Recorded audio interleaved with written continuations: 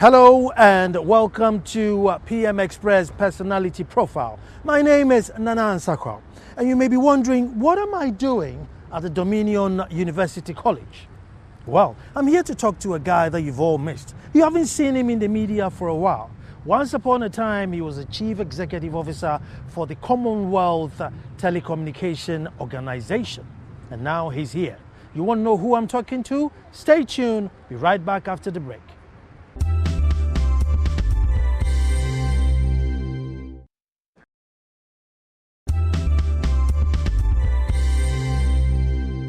Hello and welcome back to the show. And as I said to my intro, I am here to speak to a guy who is a nonconformist. And yet still he's in an industry where everybody is supposed to conform. You're all supposed to toe the line for the right reasons or the wrong reasons, but not my guest. Dr. Ekwow Spio Garbrah is known to speak his mind as it is and how he feels it. And obviously, he's been through a barrage of abuses and people attacking him because he did not toe the line. He's been quiet for some time, but I have found him. And I'm here to be seriously inquisitive with Dr. Ekwow Spio Garbrah. Doc, welcome to PM Express. Thank you very much. Doc, I want to go to your early childhood. I know so much about your adult life, but your childhood, what sort of childhood did you have? Is it a very rich childhood or poor, abysmal childhood or an average childhood? Well, thank you very much. First of all, I'm not too sure I'm as much non-conformist as you suggest. I conform to most acceptable human values. I see. But I suppose maybe the particular value that you are referring to, which also is related to the question about my childhood, is the fact that I was brought up and taught to speak the truth. Okay. The truth as I know it. But the issue about truth is that truth varies from person to person. Sure. So everybody has their own truth. And maybe your truth is not what somebody else's truth happens to be. And not everybody is able to tolerate other people's views. But I'm also very tolerant. I accept as much criticism as I may give from time to time. And some of it, of course, would probably come from my childhood and from my parents and from the family that I was brought up in. Basically, I was born in Kumasi, Ashanti region, partly because my father had been sent to Konongo, Odumasi, to begin a school from scratch. If you remember when Kwame Nkrumah won the 1951 elections and became leader of government business, he had basically a small African cabinet, but was still the colonial government in charge, as it were. He decided to begin to expand educational access throughout the country. So he looked for Africans who taught in some of the better endowed schools, the Franciscans, the St. Augustine's, Adesado, Achimota, Prempeh College, and found those who had taught for 10 to 15 years.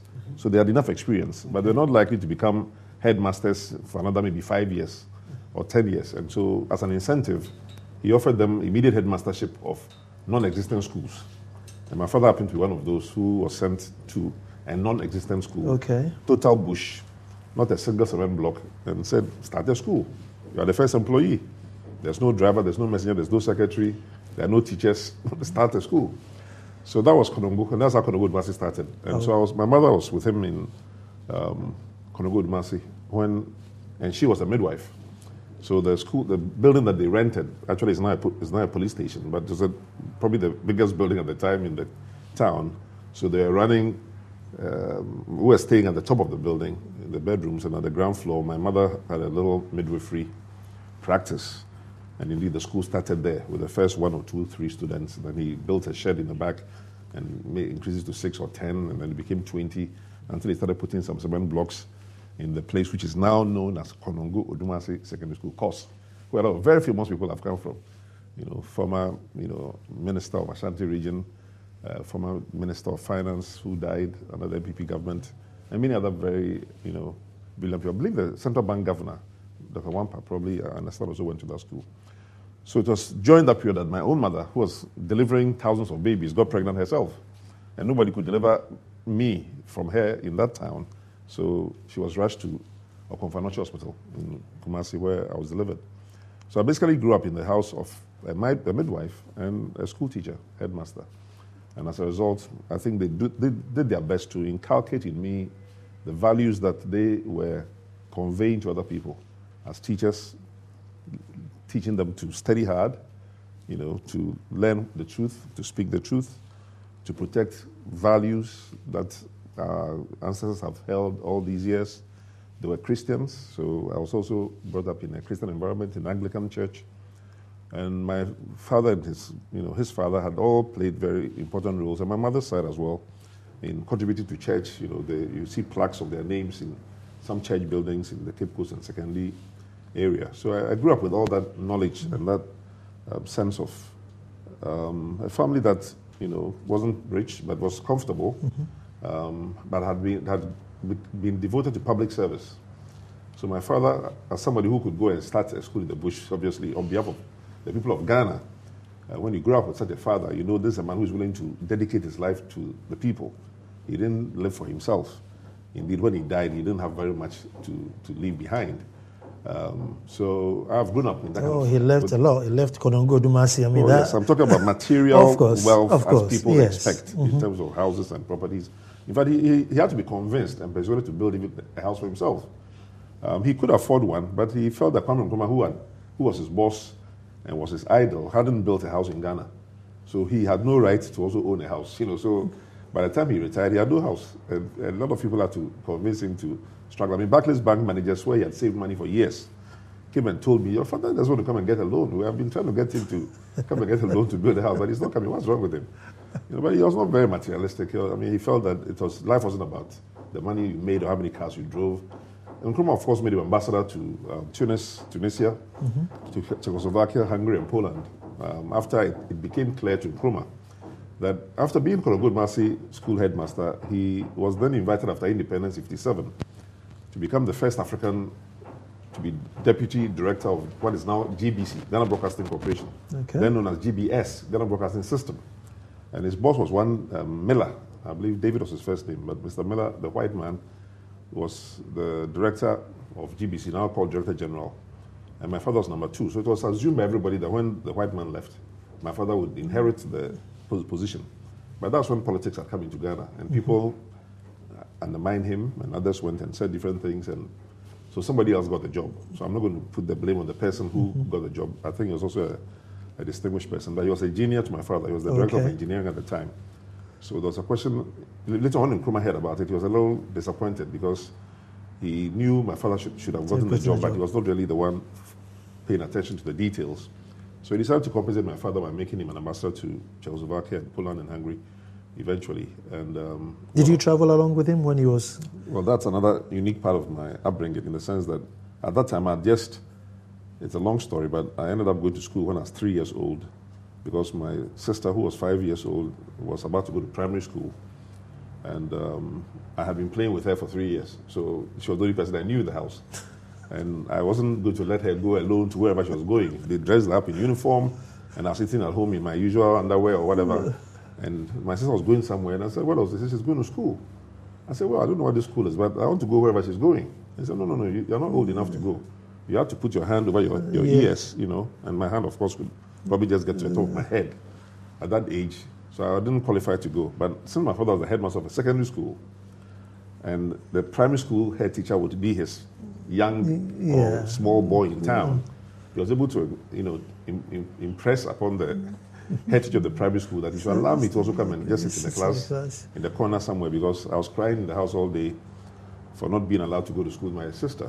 So eventually I was allowed to also go to school at that age. And so by the time I was 9 years old, I had sat in various classrooms in different places and I was ready for common entrance. So my sister and I did the common entrance in the same year. Wow. And my husband was admitted to Achimota School. So at the time my father was being nominated as ambassador in 1963. My sister had been admitted to Aburi Girls and I had been admitted to Achimota. And I had younger sisters. You're old enough not to go to Aburi Girls though. Exactly. That's correct. These days we have the men and women thing.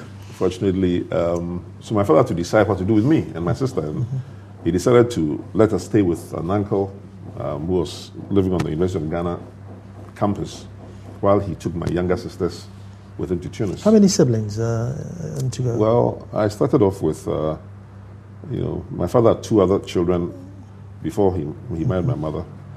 So that's a half-brother who's lived in the UK for most of his life. He's now in his mid-70s. He left in 1955 to become one of the first pilots for Ghana Airways. Before Ghana Airways was created, we were training pilots to get them ready. But he said he didn't enjoy flying. He thought he made too many mistakes. So he became a civil engineer and lived in the UK all his life. Then I have another sister who is in the US now and who was a librarian for most of her life, from a different mother. Mm-hmm. But among my mother's children, there's an older one who's in the US, worked mostly with the UN and the World Bank and IMF in the administrative and secretarial classes. And I have, another sister who's been in Spain for 30 years. I think it's time for her to come back to Ghana. Yeah. Then I have two sisters here, one who works for the Volta River Authority and the other one works for the Ghana Export Promotions Council. So mostly girls. So I grew up in a family of girls. I had a sister who died, just the one that came after me. Okay. And she had two children. One of them has become part of my family, and the other one has become part of one of my sister's family. But I grew up in the kitchen, as I like to say, and as a result, I learned a lot about cooking. And so many women are surprised when I can talk to them wrestle up some about cooking, and I can stay by myself for a month or two and cook up all my food and take care of myself. What's the favorite, or what's the best thing that you cook? If I came to your house this Sunday and you wanted to impress me, what are you going to put on the table? The range is very wide. I wouldn't even get into it. I mean, all the different colors of rice and different yams and garis and what's your favorite? The waches and the fish and the chicken. I do all of that. But what's your favorite? The spinaches. I don't really have a favorite food, interestingly enough. Depending on the day. I don't even talk about food in my house. Whatever is served is what I eat. I see. I've never told anybody I must eat food today. I must eat the mackerel. I don't discuss food in my house. Period. Either with my wife or with my maid. I just don't like talking about food. Just serve it. Whatever. They have an idea of the kind of things I tend to like, which is a wide range. I like lots of vegetables, lots of fruits, but I'll eat the average fish, spicy stuff. Mm-hmm. I like Oriental food if I have to go outside. So everything east of Pakistan is what I keep saying. The curries. So the curries from the Indias, the Malaysian foods, the Singapore foods, the Vietnamese, the Korean, the Japanese, anything in that Asian range, Chinese of course, is fine with me. And if I cook Ghanaian food, I tend to spice it with some of those Oriental flavors as well. So I want to take you to Commonwealth Telecommunications. I mean, for 100 years, they've existed, without hiring a black man. And then there you go, a son from Ghana, born and bred in Konongo, bang there, the boss. How did they find you? Did they fish out your CV from somewhere, or did you see the vacancy and said, no, this is where I'm going for? Because most people will say, nah, these guys are just white people, I don't want to go there. How did you go there?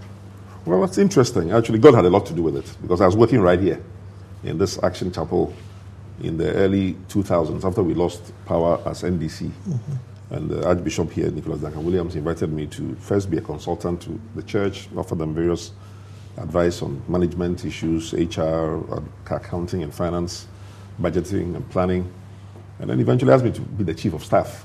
So I was here when a member of the congregation decided to offer me a subscription to any magazine of my choice, and I selected The Economist magazine. Mm-hmm. So the lady's done a good job, and I used to go to today Golden Tulip, where she had her bookshop, every Sunday to pick up my copy of the Economist magazine. But I stayed in cantonments and the church is here. So if I don't go to church, that means I don't get my Economist, more or less. So it was tied in very closely to my worship. But as I was reading through the Economist magazine one day, I saw an advertisement for Chief Executive Officer, Commonwealth Telecom Organization. I said, what kind of organization is this? Because I'd been a Minister of Communications. I'd never heard of the organization. How can there be an organization, the Commonwealth for Telecommunications, that I, as a former minister, had never heard of? He said, if you're interested, apply to this place by this date and all of that. So I sent him my application. So I was sitting here doing my work when a call came in that, well, they've received my application, they'd like me to attend an interview. Wow. They gave me a date, flew me to London, put me before a panel of people from other Commonwealth countries, 5 other contestants, including the incumbent, who is an Oxford PhD, had been in the job for 7 years. I think I'd done a reasonable job. But they had changed their constitution. In the past, almost all international organizations, you get those jobs by lobbying. For example, when we had our colleague Alan Martin trying to become WTO Director General, you have to go and lobby the whole country, or chambers at the ECOWAS, etc. The country has to lobby for you, or Kofi Annan of the United Nations. This is one of the only international organizations that I know where the job of the CEO is by international competitive bidding, open advertisement, interview process. They even tested us on our quantitative and our logical reasoning skills. You have to go and do all kinds of computer work in the background, psychometric examination about your personality, your values, and your working habits, and then an interview panel. And after all of that, 100 and something people applied, shortlisted us to the 5 or 6 people that went for the interview. And then they called and said I was the preferred candidate, so I should come and take the job. So for me, it was an honor for the country that opportunity should come to Ghana, that had evaded the whole continent for 100 years. But I can also say that if it hadn't been for the competitive bidding process, and it was simply a matter of which country had the weight to push its candidate, then it would be, the British had taken that position most of the time. But an Australian or a Canadian or somebody else from a stronger country, maybe India, would have probably gotten the job. So what do you do in your leisure time? Golf, tennis? Well, I'm a racquetball player. I'm not too many people. I actually was a school champion in Achimota for both long tennis and ping pong. So I played 2 hours of ping pong this morning. I play from time to time. There's a national, actually a former national player who is now a coach and who comes to my house to play with me. And he's sometimes disappointed when I beat him, as I did this morning. So, and I like all racket games. What's his name? I don't know whether he would like it, only because I said I beat him this morning. It's not fair for me to mention his name. That's exactly what I was going to do. He beat me all the time. I was up to mischief. He's a very good man. He's a very good man. And he deserves to get more clients, actually. But I like all racket games. So I play badminton, racquetball, squash, ping pong. Anything that involves a racket and a ball, I do better than the average person. But I used to play volleyball as well. So actually I was a gold medalist at the University of Ghana in the West African University Games, where we competed against all other West African universities. And University of Ghana, team came up tops at the time when Professor Mills was in charge of sports at the University of Ghana. So I've played cricket for the school, Achimota School. I played volleyball as well, long tennis for the school, ping pong for the school. But as one has grown older, one has had to narrow the options. I ought to pick up golf. I have a couple of golf clubs, bags of golf clubs that I ought to use, but I'm not really using. So that's something else that I will have to take up eventually in due course. Spio, what's something that you do that you think is weird? Now I'll tell you mine. Right? I want my cold water poured before my hot water. You don't pour my hot water before my cold. It's just a weird habit that I picked up. What's yours? Everyone has one. I'm sure I have one, but put in this context, I have not thought about it. And you must know that what you are doing is unusual for you to know it's weird. So you might not know what you're doing is unusual. So I don't know. Maybe when I was in school, you probably want your rice poured, in a plate before the stew, or the stew before the rice. Something. Yeah, as I said, I'm very simple when it comes to eating habits. I'm heavier than I should be. Weird thing in the office. But say it again. Something in the office. Very difficult. A habit that's not, not the norm. I've been told I use my hands a lot, even in interviews, and maybe I should keep it under greater control, for example. No, you have to be animated, but you have to express. That's a difficult one. I know in secondary school, some of us used to eat our rice or the starch before you eat the meat. So you tend to reserve the meat or an egg or whatever towards the end, as if it's the last blow, as we call it. But you see, you will be eating and leaving that meat. And in secondary school, around the table, someone will tap on your shoulder, and you say, "What is it?" By the time you come back, the meat has gone. So when you get that experience, you then realize that you must eat the meat with the rice at the same time, and not leave it to the very end. Otherwise, someone will just pick up your meat. Okay, well, at least we know something that, the meat and the rice should go at the same time. By the time the last blow of rice is left, there's the last blow of meat, so you don't lose out a lot. So between 1998 and 2001, you held ministerial positions, education, mining, and energy. And today, these are sectors that are really struggling. If you look at the stats on education, if you look at what Chinese is doing on mining, if you look at what, we don't even have enough energy to go around. And I'm just wondering, I don't want to put you on the spot, but with education, is there something that we could do today to at least give hope to those who don't have the privilege of going to the Achimotas and the GISs and schools like that? Is there anything we can do to give them hope? Well, I'm sure there's a lot of hope. I just heard the mayor of Accra talking about how many millennium schools he and his assembly have built since the time he's been in office. I'm aware of so many schools that the president has promised the people of Ghana, 200 secondary schools, I believe, during his term of office. Universities have been promised.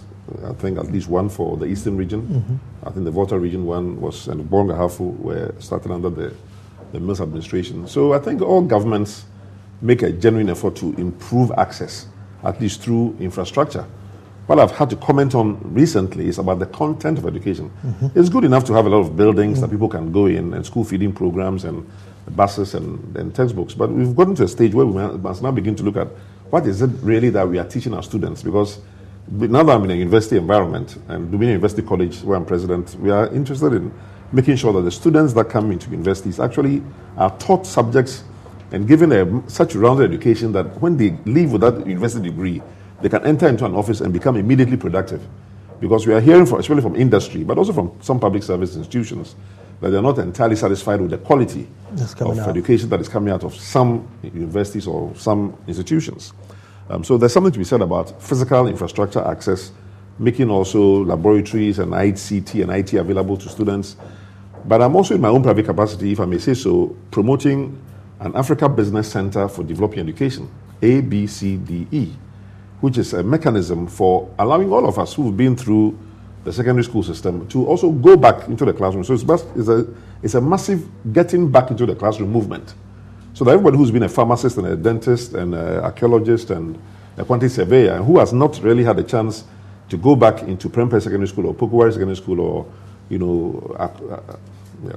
so many other schools, Mapping Tamale and Bunkpugu, etc., to spend an hour or 2 or 3 in a year to go back into those classrooms working through the headmasters and headmistresses to spend time sharing their life experiences with these students. So the students will learn more than just geography, mathematics, and integrated science, but will understand what it takes to become a dentist. What are the experiences that you have when you're an architect? What challenges do you face when you're a banker or you're a management consultant? That is something most people don't get to know about. Funny enough, you answered my question. To supply additional knowledge. Go ahead, sorry. Yeah, you answered my question before I asked it, because I was just going to say that you find that the things taught in class are so irrelevant when you come out. So it's such a good thing. But how are the professionals responding to it? It's very new. It was launched in London just early this year. That's where it's headquartered. But the Ghana chapter is just forming up with a board and a few people that are going to start, both with the support of the Ministry of Education, the Ghana Education Service, and the schools that are interested in receiving such mentors and to develop mentees, and then the alumni of some of the better established schools, because they are organized. So Aburi girls are organized, and Wesley girls are organized, and Prempeh old boys are organized. That this is explained to them, and through them, they will also identify people who are interested in spending their time.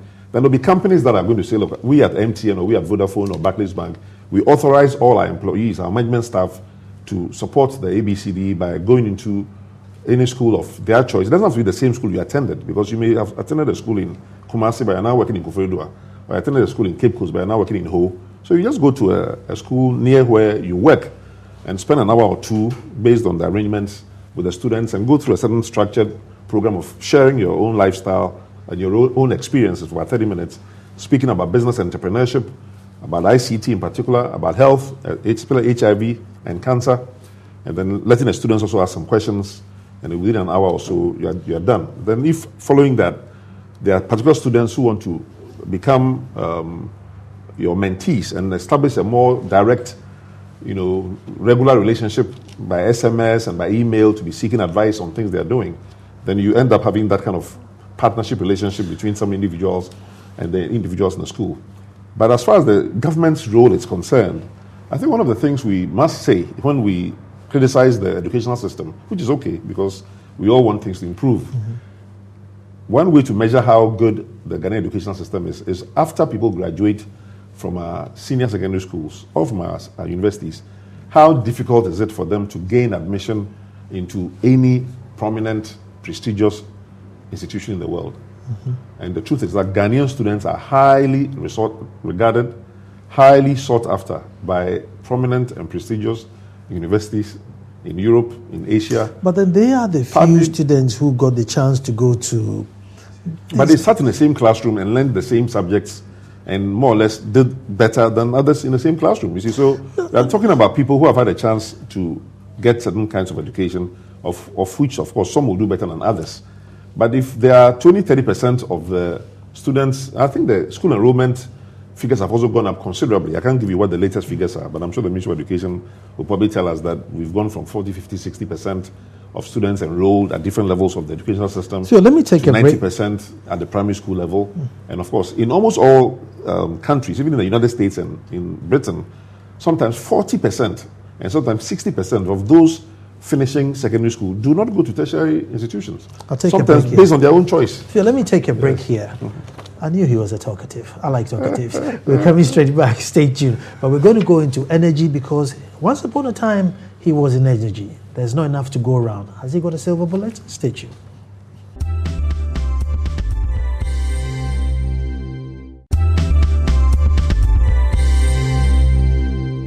Hello and welcome back, PM Express Personality Profile. And I'm speaking to Dr. Ekwow Spio Garbrah. Now, once upon a time, he was a minister in charge of energy. At the moment, we're spending, what, $1 million a day to power up generators, to light up our houses, but we are not paying that much in a day. How far can we sustain this? Alternative energy. Why aren't we excited about it? Now, that alone goes, maybe we haven't done enough PR on it. Partly that, maybe it's solar people have not promoted their capacity. I mean, all of us should have solar energy in our homes. And it takes the contracting industry, the architectural industry, the quantity surveyors, the building industry as a whole to embrace these new technologies and propose it and sell it to homeowners, you know, because anybody building a home usually goes to an architect and says, design a house for me. If while the architect is designing the house, he himself introduces solar paneling into it, the owner will say, what are those things? They say, well, that's solar panel. Why? Well, this is going to actually save you money. Because you may have an upfront cost of $10,000 or $15,000 or cedis, depending on the price of your home, to buy those units. But once you invest in it... Can we make it law or, I don't know, something? Maybe not a law, but legislation? Something like that. All of those things are possible for government policymakers to consider. Maybe 10% or 15% of the house energy should be alternative energy. There are countries that have various kinds of incentives. You go to the Middle East, you go to Cyprus, you go to Greece, you find solar panels and solar heating all over the house tops. So there are various incentives that have been put in place. I mean, I've seen recent incentives.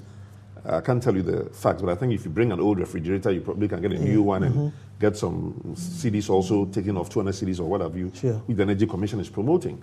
So there are all these kinds of incentives. It's not just laws to punish people, but laws that encourage, as well as financial incentives that allow you to take some of your costs off your taxes, for example. So if the law says that if you spend 15,000 CDs or whatever on a solar energy infrastructure in your home, you can take that off your tax obligation for an industry or for a company that's going to build a huge plant. Those things can be quite interesting.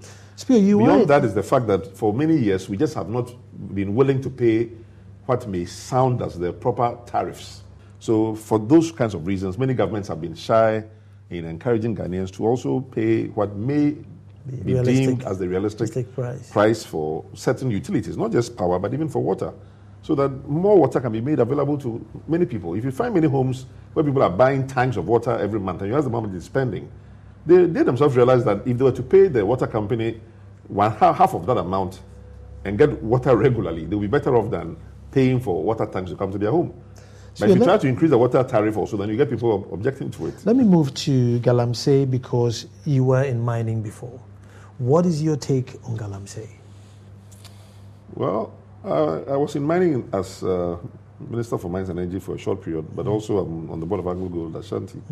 So I appreciate the effort the government has made in recent months to try and flush out illegal miners. It's a shame that many of the illegal miners tend to be non-Ghanaians, and so the impression may have been unfortunately created that there was an anti-ex-country position with regards to illegal mining. The facts are that Ghana has been a gold mining country for 500 years or more. That's why we became the Gold Coast. The whole world, there was no country that the colonialists chose to call a Gold Coast other than Ghana. So since Don Diego da Zambuja ended up on the shores of Elmina in the 1490s, we've been digging gold. The challenge is that there is a regulatory environment that needs to be both robust and that also needs to be explained to those who want to get into the industry. They are small-scale miners. They just have to go and get a license, be given their leases, and obey the rules with regards to environmental impact, making sure the rivers are not polluted.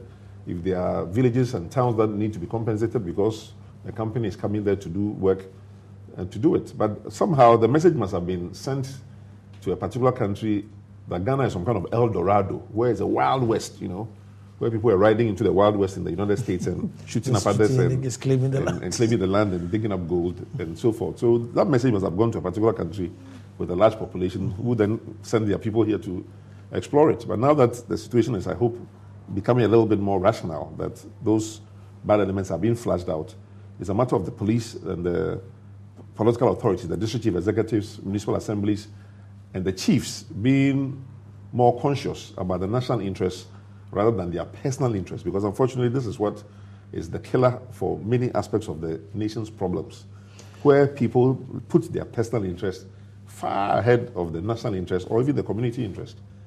Spio, maybe, well, not now, but maybe another 3, 4, 5, 8 years from today, I come and sit here, and then I look in the camera and said, folks, I'm here to talk to His Excellency, the President, Dr. Spio Garbrah.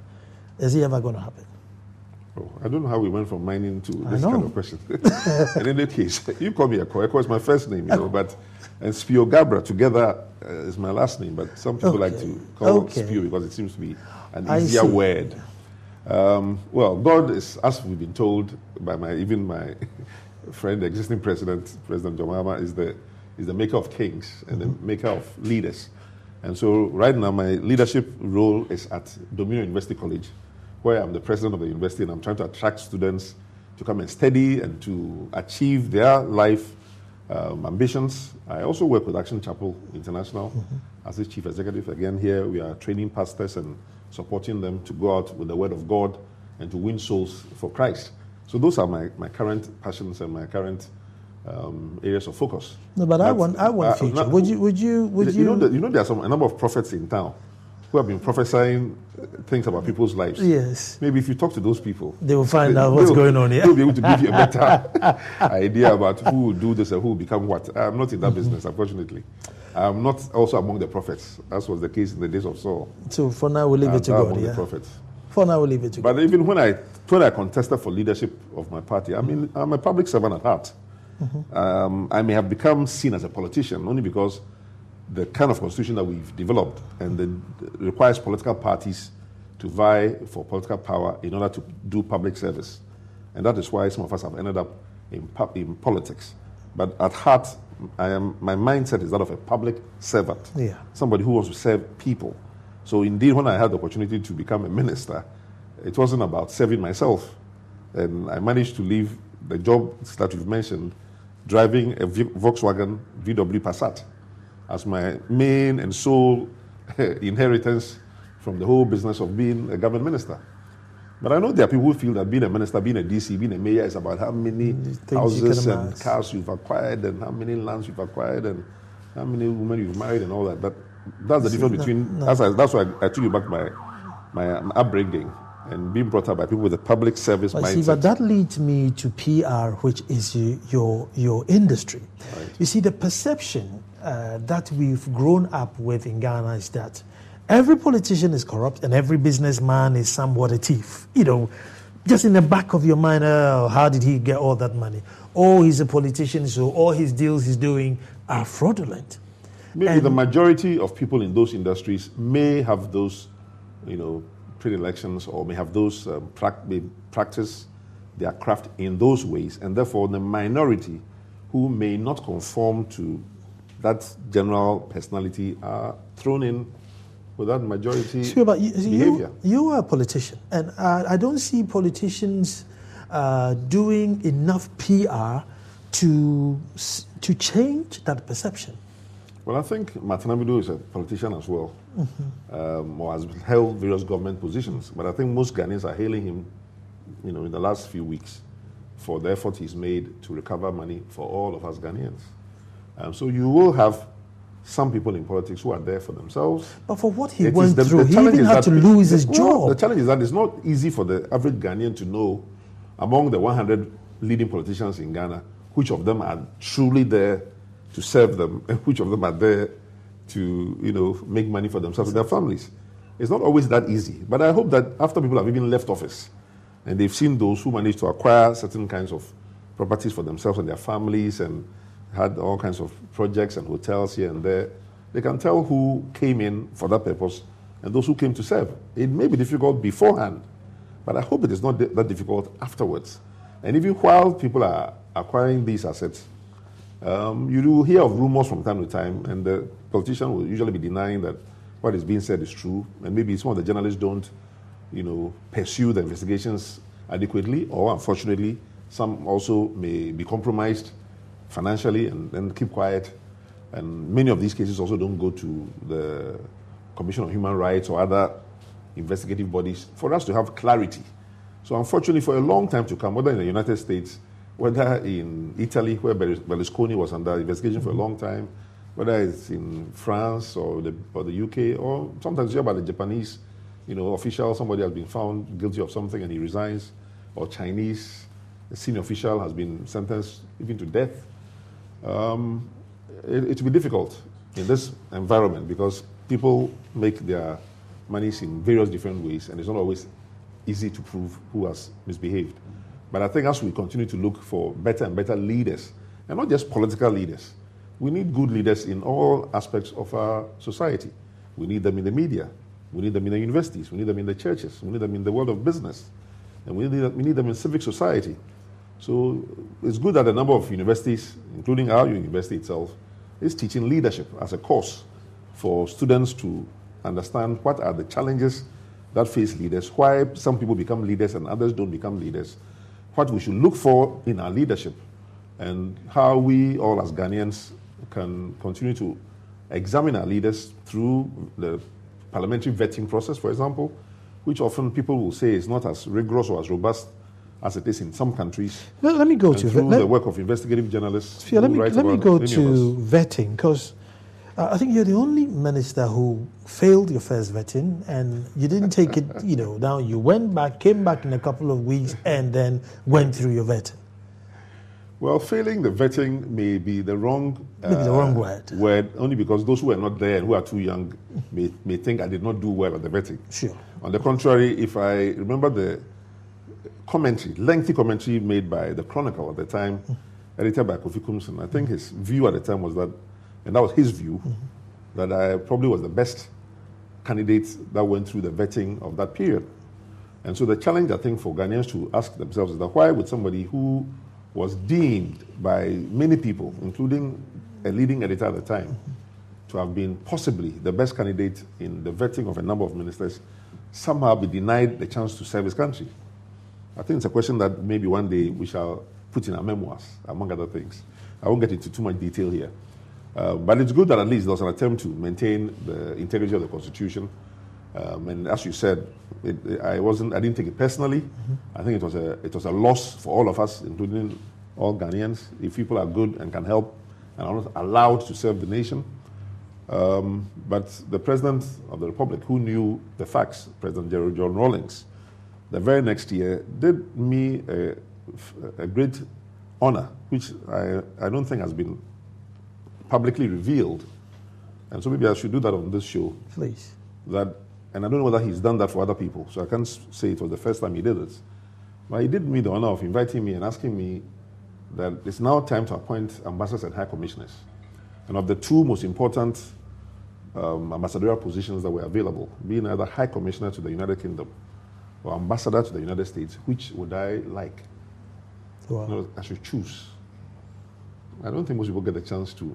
No, he had that faith and confidence. So he had faith and confidence in me, and I think he was also disappointed about the way in which my nomination to become a minister the previous year had been scuttled. I think that's the best word to use for it, because I didn't fail in the nomination process. I mean, the panel that was nominating me would have been. So obviously, you took up the post in America and you served your nation. I did, and then of course, after 3-4 years in the U.S., he made it clear to me that, my friend, make sure you are a registered voter, so that they don't use that against you. The fact is that being outside the country at the time, you could not register to vote. In fact, as we speak today, even though there's the law that has been passed that is supposed to allow Ghanaians outside the country to register to vote, even in the Supreme Court, when the register of Ghanaians that had been registered for the 2012 election was brought out, how many Ghanaians had been registered?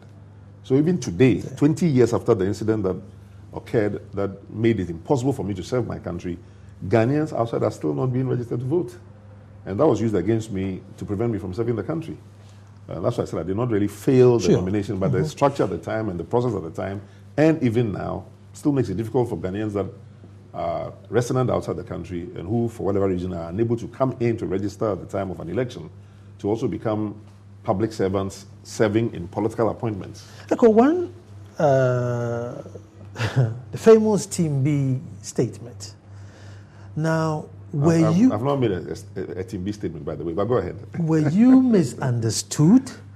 Because the general thing was that, Ekwow Spio Garbrah is saying that there are two teams. There's one that's very experienced and willing to work. There's one that's not quite experienced and probably not that much willing to work. However, the president has chosen, the ones that are not experienced and willing to work and left the experienced ones out. Koku Anidoho took you personal and took you to the cleaners. You handled it well. Well, look, I was working at the Commonwealth Telecom Organization. Yes. Just the very job that you described at the beginning of this interview, as the chief executive officer, being very well paid. And if I was a selfish person, I had no reason to want to come and work for maybe 1/3 or a quarter of whatever I was being paid. And that wasn't my mindset. It wasn't about me. It was an article in the Daily Graphic to commemorate Kwame Nkrumah's, I think, 100th year of birth. So this was 2009 September, around 21st September, which is the official birthday of Kwame Nkrumah, who was officially born in 2009, Francis Kofi Nwia, alias Kwame Nkrumah. And I thought I would commemorate his birthday by writing about the developments in the country at the time and the sense of urgency. That was what the article was about the importance for all of us, then as a leading member of the NDC and also a supporter of the President Mills administration, how the administration could move much faster and achieve the targets that have been set for the country through the manifesto and so forth. So somewhere in the article, I said, I had heard on some radio stations a debate that had been going on in which somebody said that there are some members of the government who are Team B, and that some Team A people should also be brought into the government. So it was an article in the Daily Graphic, which anybody can go and research and read today. So you will not find anywhere Ekwow Spio Garbrah saying or writing that everybody in the Mills administration was Team B. But that's how some of my, if you like, detractors took that message and muddied it, spread it around, misrepresented it, and made it look as if I was against the entire government. It has never been the case, but I take responsibility for maybe putting out in a newspaper certain ideas that, in hindsight, may have been better discussed in a party environment. But those meetings were also not taking place. The meetings of party leaders, not just Functional Executive Committee or National Executive Committee. So it may have been a mistake in terms of carrying a message into the public domain, which is better discussed in private. But I have never insulted all government officers. It's not possible. You're a very principled person. I do my best to be. Yeah, you're a principled person. Politics and society these days have become very intolerant. If they say something is white and you come and say, no, I think there's a tint of gray in it. Yes. You're out. Right. How do you fit in? You have to be tolerant. The politics doesn't belong to me. The NDC, the MPP doesn't belong to any individuals. All of us who are here for a season, like Shakespeare would say. Life is but a stage, and all of us are here to play our parts and then be heard no more. So when the opportunity is given to you to serve to the best of your ability. Ekwow, I've run out of time, but I want to find out what's next for Action Chapel and Dominion University, and then what's next for Ekwow Spio Garbrah? Well, Action Chapel is a leading charismatic church in Ghana. We're doing reasonably well with several hundred pastors and bishops spread in a number of countries all over the world, in Europe, in Africa, in the United States. We are looking to grow and expand, and all the bishops and the pastors have been given specific mandates for increasing their number of congregation, bringing more souls to Christ, sharing the word of God with as many people as possible. Just this past Monday, while other people on the beaches and misbehaving here and there, the church held July 1st, prayer meeting for the whole nation, not for any particular government or any particular party. But a nation. The Archbishop Duncan Williams has been clear about the fact that he himself is just a Ghanaian. He is neither Party A or Party B. He's friends with all leaders of the country. You see photographs of former presidents, irrespective of their political affiliation with him, and they sometimes come here for various functions or social events that he organizes. So that's the word of God and what we are doing to advance His kingdom. And for the university? For the university, we are a relatively new university. We are hoping that this year, with the SHS students coming out and 3-year and 4-year SHS, that as many of them that want a high quality education, an ethical education that will help them get a good job afterwards. That's the critical ingredient to all the education. Get a good job afterwards. We don't want any unemployed graduates in Ghana in general, and certainly not a Dominion University student as an unemployed graduate. Fortunately for us, we have on our council highly eminent personalities who can help almost all our students to find jobs in different places. Dr. Sipayanki of the Ghana Gas Company. Dr. Ekwow Spio Garbrah. Emil Short, former Shraj Commissioner, Bishop James Sarr, Mr. Champon Che of Glyco, Edward Labisian, advisor on tax, the Ministry of Finance, etc., etc. Doc, what's next for you? Serving God, as I'm doing, serving the university, serving the international community. If I'm asked to serve. Next. You're asking me to be a prophet again. I can only speak about what I'm doing now. My background, if you look at my background, that's what I've been doing. Yes. I've served the international community. I've been fortunate by God's blessing to work in 4 different international organizations. From time to time, they call me to ask me if I'm available to do this or that. So depending on what they ask me to do, I'm available to serve. I'm available to serve my nation. If the president thinks there's something I can do and he invites me to do that, that's up to him. He makes these decisions. And if he doesn't make that decision, that God is asking me to serve him here, I'm serving him here. I'm happy to do that. Thank you very much. Folks, that's been interesting and exciting. I've been talking to Dr. Ekwow Spio Garbrah.